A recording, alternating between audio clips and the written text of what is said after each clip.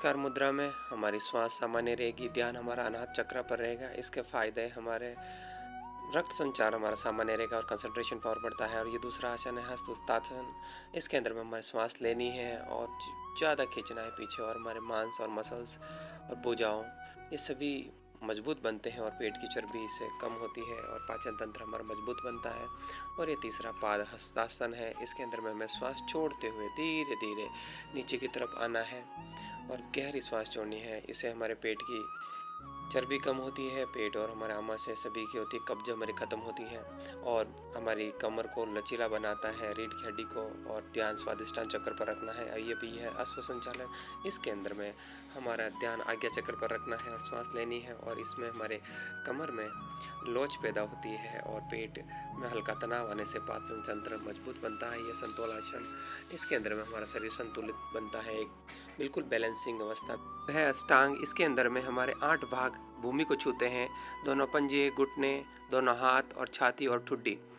इसके अंदर में हमें श्वास रोक कर रखनी है और हमारे नितंब ऊपर उठे हुए होने चाहिए। उसके बाद में हमें करना है भुजंगासन, और इसके अंदर में हमें श्वास लेनी है और खींचना है, और इसमें हमारे कमर में लोच आता है और पाचन तंत्र क्रियाशील रहता है। इसमें दमा, bronchitis, cervical spondylitis, slip disc रोगी के लिए बहुत लाभकारी है।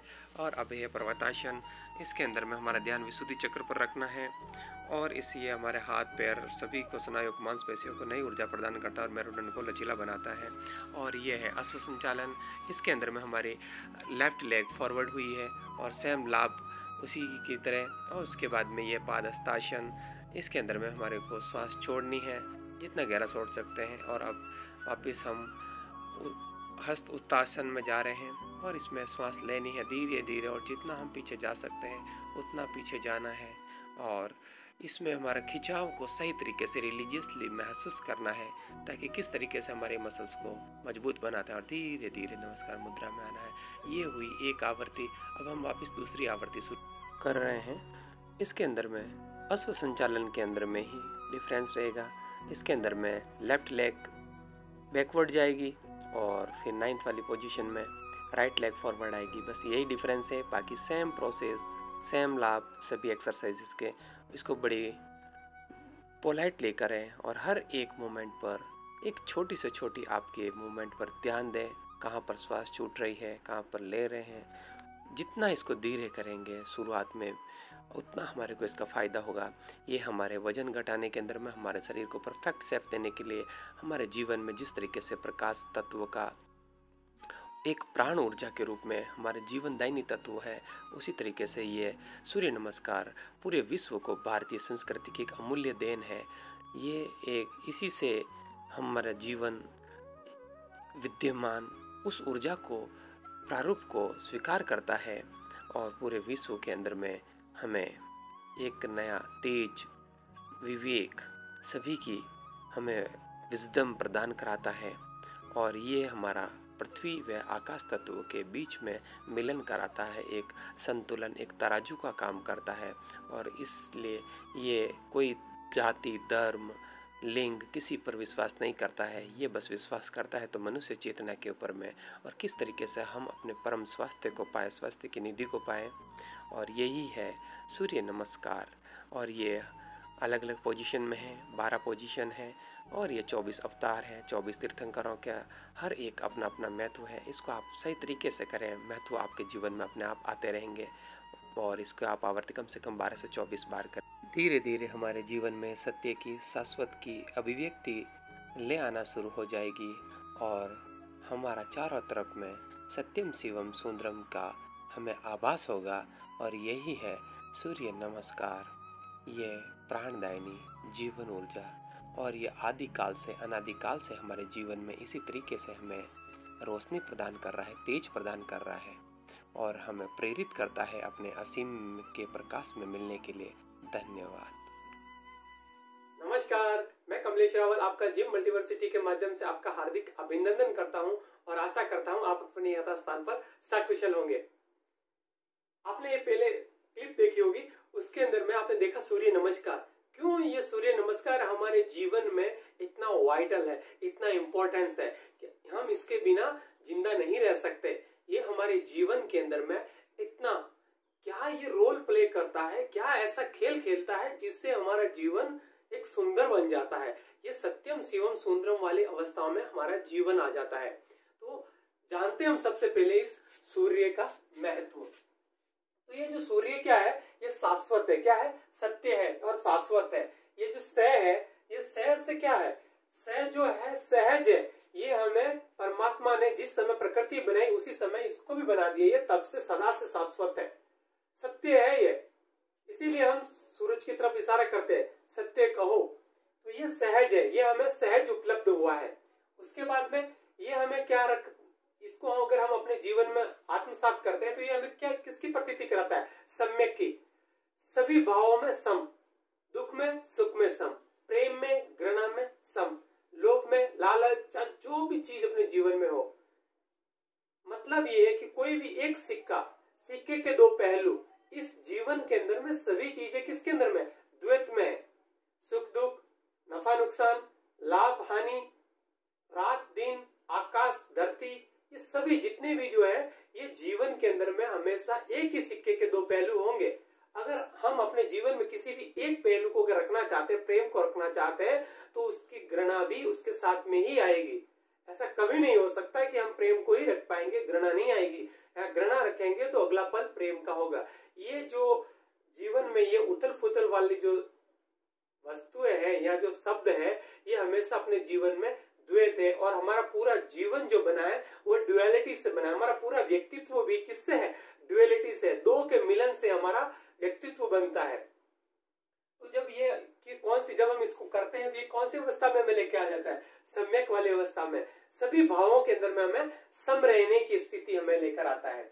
उसके बाद में हमें संतुलन देता है। हमारा जो जीवन है, हम जब दो पैरों पर जब खड़े होते हैं, इस प्रकृति के सबसे, जब बच्चा छोटा होता है, जब वो दोनों पैरों पर सबसे पहले खड़े होने की कोशिश करता है, उस समय जब वो दोनों पैरों पर खड़ा हो जाता है, उस समय में इस प्रकृति पूरा एग्जिस्टेंस उसको सैल्यूट करता है, प्रणाम करता है। उस समय में पूरे अस्तित्व की बहुत बड़ी घटना घटती है। आज जो बच्चा दोनों पैरों पर खड़ा हुआ है, कल वो अपने विकास की उस असीम अवस्था को प्राप्त करेगा और मानव चेतना को पूरा ऊंचाई पर लेके जाएगा। तो ये है संतुलन साधने के लिए हमारे दोनों पैरों में संतुलन साधते हैं। लॉ ऑफ बैलेंसिंग, तराजू वाला, ये जो सत्य का जो तय है बीच में, ये तराजू वाली स्थिति ये लेकर आता है। दोनों तरफ पे हमें भरना पड़ता है।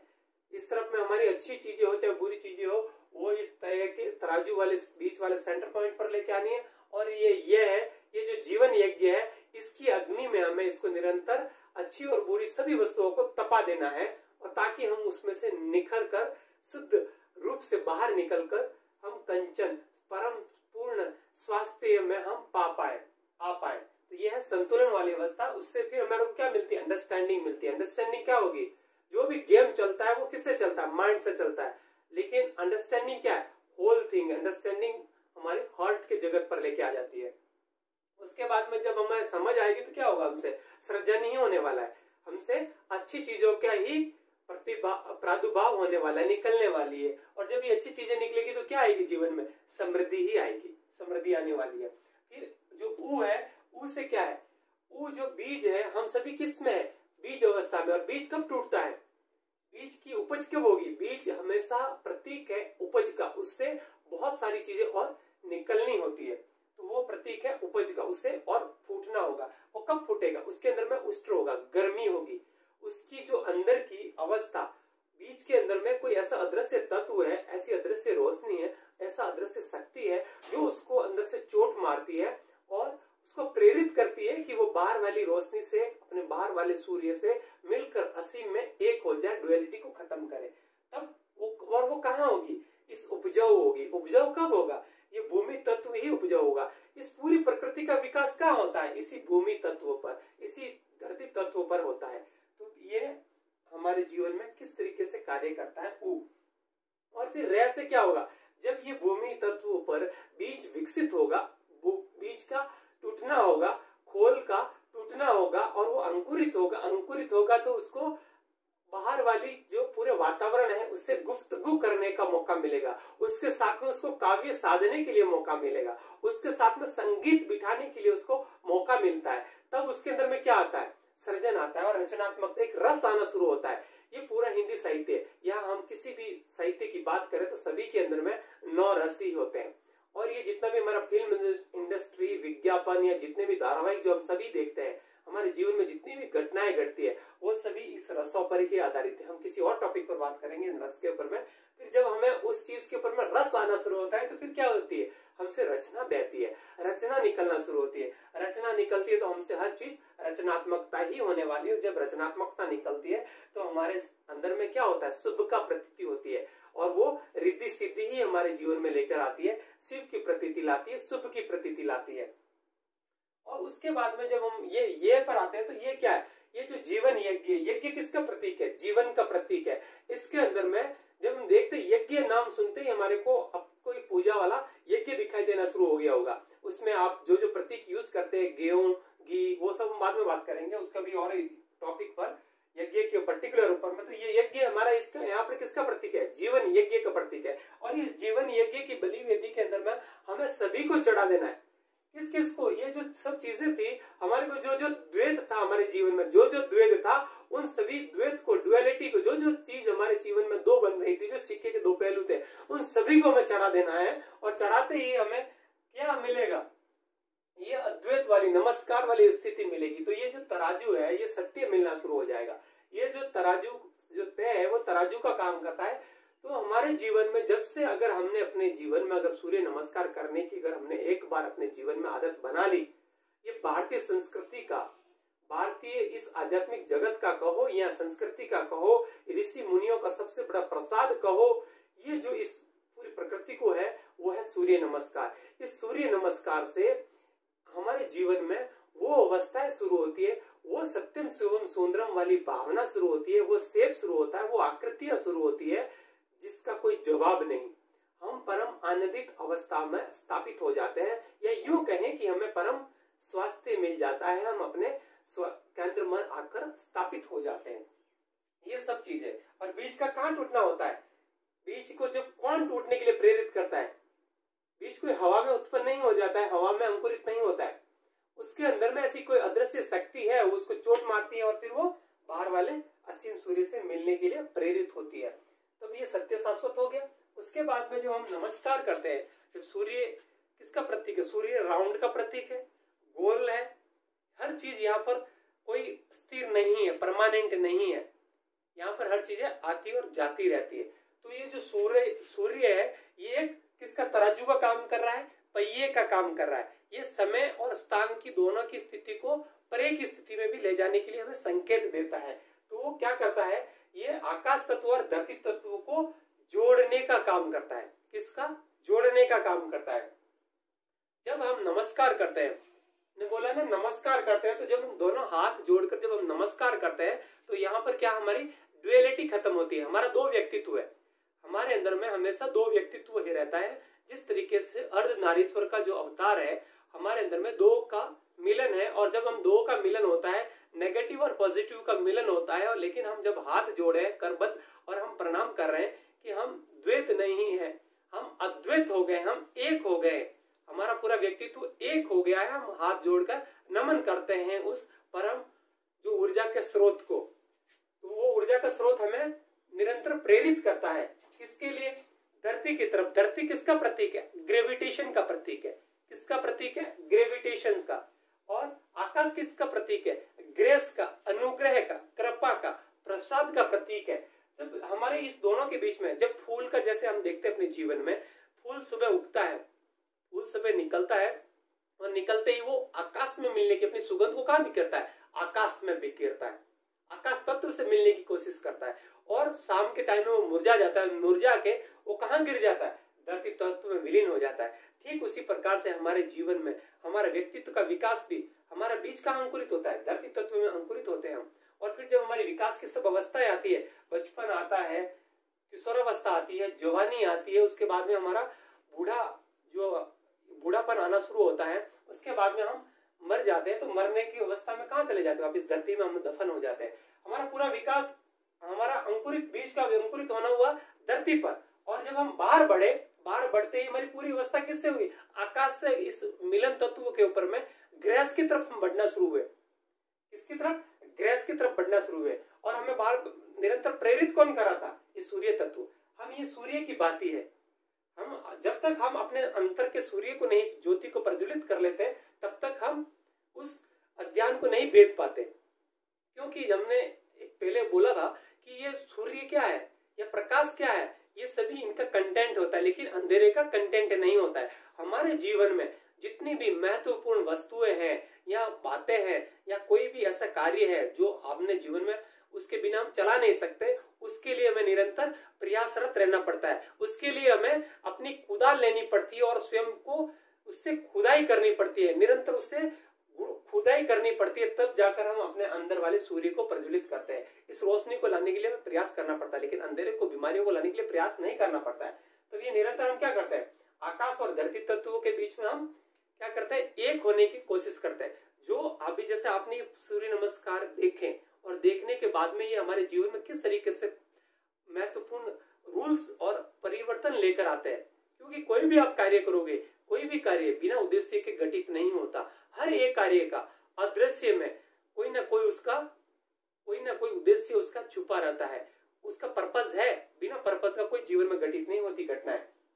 इसलिए हमारे जिन्होंने भी सत्य को जाना, सूर्य को जाना, उन्होंने ये हमारे को क्या दिए? ये प्राणायाम दिए, आसन दिए। ये जो सूर्य क्या है, ये हमारे दोनों तत्वों में, किस में? धरती तत्व और आकाश तत्व में। मतलब कि अपने जो योग के अंदर में प्राणायाम, योग और प्राणायाम दोनों को मिलाता है। हमारे जो शरीर तत्वों में और प्राण ऊर्जा को, दोनों को मिलन का ये बीच वाला अद्वैत को खत्म करता है। हमारे सभी चीज में हमारे जीवन को सही समृद्धि देता है। और फिर हम इसको करते हैं तो इसके लिए हमारे को क्या 12 अवस्थाएं दी है, अलग अलग तरीके से। कोई इसको 10 अवस्थाओं में करता है, कोई इसको 12 अवस्थाओं में करता है, कोई इसको 14 अवस्थाओं में करता है, अलग अलग, कोई इसको 16 अवस्थाओं में भी करता है। लेकिन आपके जीवन में जिस तरीके से आप इसको साध ले, सबसे पहले इसको क्या डाल लेनी, आदत डाल देनी हमारे को इसके जीवन में अपने करने के लिए। क्यों? क्योंकि हमारा जो धरती तत्व है, अगर हमारा जो ये बीज बना है, किससे, कितने तत्व से बना हुआ है? 5 तत्वों से बना हुआ है। हमारा जो शरीर बना है वो 5 तत्वों से बना है। और इंद्रिया कितनी हो गई? उसके ऊपर में छठी इंद्रिय हो गई हमारा दिमाग, है ना। तत्व 5 हो गए, इंद्रिया 6 हो गई, और हमारे अंदर में चक्र कितने हो गए? 7 चक्रों से हमारा ये जीवन बना है। हर एक चक्र का अपना अपना अलग महत्व है। जिस तरीके से, जैसे आप देखें, पहला चक्र कौन सा है? मूलाधार, दूसरा स्वादिष्टान, तीसरा मणिपूरक, चौथा अनाहत, और 5वां विशुद्ध चक्र, और छठा आज्ञा चक्र, और 7वां सहस्त्रार चक्र। इस तरीके से हमारा पूरा जीवन, ये कुंडलिनी जो ऊर्जा है, ये सभी इसी जगह से हमारा हर एक चक्र के ऊपर में अलग अलग प्रभाव है।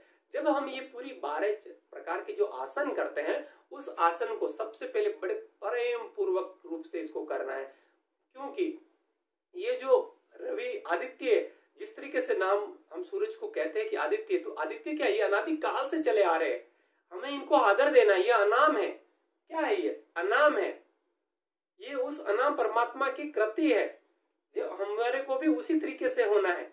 और हम उसको नमन करते हैं, प्रणाम करते हैं। प्रणाम करने के बाद में हमारे को ये आसन शुरू करने बड़े सही भाव से, सहज भाव से।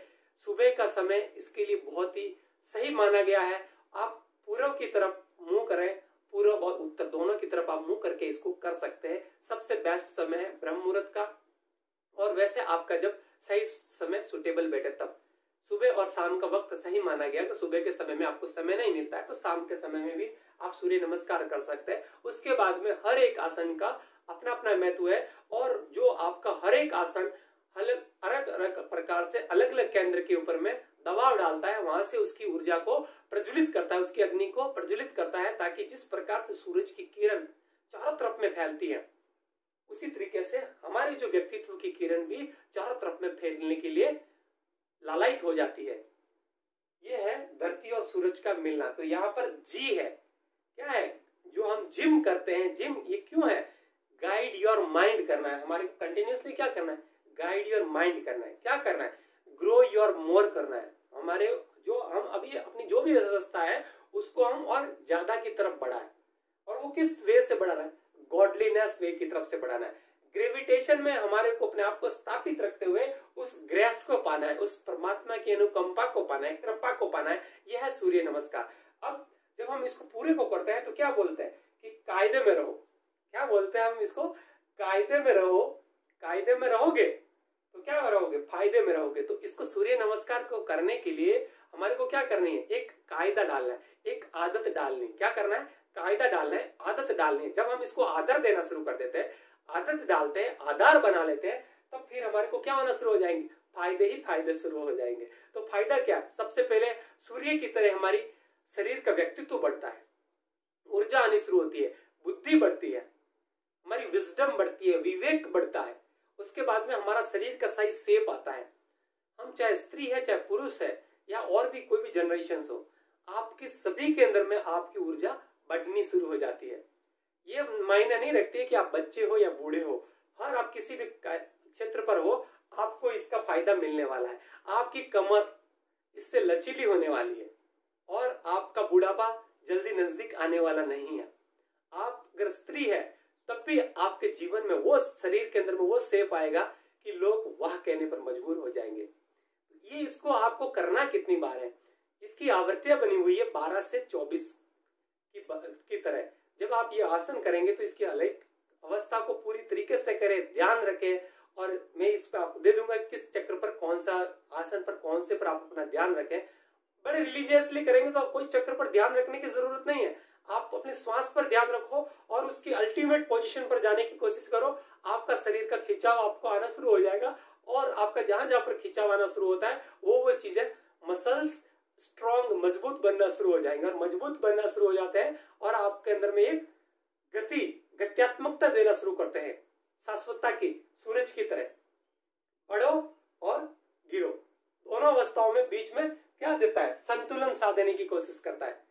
ये सब चीजें उसके बाद में आपके पूरा बॉडी ऊपर से लेके नीचे तक एक बैलेंस में आ जाना शुरू हो जाता है। देखते हैं अपने जीवन में, जब हम दोनों पैरों पर एक खड़े अगर बराबर होते हैं, अपने शरीर को साध लेते हैं तराजू की तरह, तब हम ज्यादा देर खड़े हो पाते हैं। बनिस्पत अगर हम एक पैर पर खड़े हैं या फिर हम आगे की तरफ झुके हैं या फिर पीछे की तरफ झुके हैं, हमारे कोई खड़े रहने का कोई पोजीशन सही नहीं है, तब हम ज्यादा देर खड़े नहीं रह पाते। इसीलिए अगर हमारे को सही खड़ा रहने का अभ्यास करना है तो हम दोनों पैरों पर बराबर वजन डालकर जब हम खड़े होते हैं तब हम सही तरीके से खड़े हो पाएंगे। तो ये दोनों तरीके से वजन डालने के लिए सूर्य हमें क्या प्रेरित करता है? हमारा स्वयं का सूरज हमें प्रेरित करता है कि आप धरती और आकाश तत्व को मिलकर इस ट्रायंगल वाले शेप में बीच में खड़े रह जाओ और सिर पर आपका क्या है? सूरज, आकाश तत्व के अंदर में। तो यहाँ से आपके जीवन में घटनाएं घटनी शुरू होती है और फायदे ही फायदे। फायदे की मैं आपको लिस्ट दे दूंगा, वो आप लिस्ट देख ले और इसको अपने जीवन में करने की आदत डाले। 12 से 24 बार करने का मतलब है कि आप जब इसको करते हैं तो जिस तरीके से 12 घंटे होते हैं और जिस तरीके से अपने पूरे जीवन के अंदर में 24 अवतार माने गए, 24 तीर्थंकर माने गए, हर एक घंटे का, हर एक तिल्ली का अपना महत्व है। ठीक उसी प्रकार से इस प्रकृति के अंदर में हमारे ऊपर में बहुत ऋण है। तो जिस तरीके से हम नमन करते हैं, जो कुछ करते हैं, तो उस परमात्मा को अदृश्य रूप में हम उसका वापिस अनुग्रह लौटा रहे हैं। हम क्या उसको दे पाएंगे? उस परमात्मा को, उस विराट को। लेकिन हम सही तरीके से उसको आसन से प्राणायाम करते हैं। प्राणायाम करते ही आपको असीम शांति मिलेगी। आप अशांत है, मौन में जाएंगे, शांत हो जाएंगे। आपके अंदर में विचारों के, मनोवेगों की वेव्स चल रही है, बाढ़ चल रही है। आप अपने केवट में आके स्थापित हो जाएंगे। आपको अपना विश्वास मिल जाएगा और उस विश्वास के लिए क्या, आपकी नाव क्या, आपकी बोट क्या है, आपकी नौका क्या है? वो हमारा शरीर है। तो इस शरीर को हमारे को सही रखने के लिए, संतुलन साधने के लिए ये सब चीजों का हमारे को सही तरीके से कार्य करना है। और इसके लिए हमें सूर्य नमस्कार अपने जीवन में सही रूप से करना है। और इतनी देर आपने मुझे ध्यान से सुना, उसके लिए मैं आपका अनंत कोटि कोटि ऋणी हूँ। और आपसे आखिर में यही प्रार्थना करता हूँ कि आप इस चैनल को सब्सक्राइब नहीं किया है तो सब्सक्राइब करें और घंटी पर जरूर बटन दबाएं। और अपने फ्रेंड सर्कल में, दोस्तों में, रिलेशनशिप में आप जितना ज्यादा शेयर कर सकते हैं शेयर करें। ना जाने आपका एक छोटा सा क्लिप किसी के जीवन में परिवर्तन लेके आ जाए। ये सभी चीजों की एक औषधि है, रामबाण है। ये हमारे व्यक्ति के लिए ब्रह्मास्त्र है। ये भारतीय संस्कृति की इस पूरे विश्व को सबसे बड़ी देन कहो, सबसे बड़ी देन कहो। तो इस देन को अगर सभी पाए तो इसमें हमारा क्या जा रहा है? कुछ नहीं जाता। तो इसीलिए आप सभी का अनंत कोटि कोटि धन्यवाद।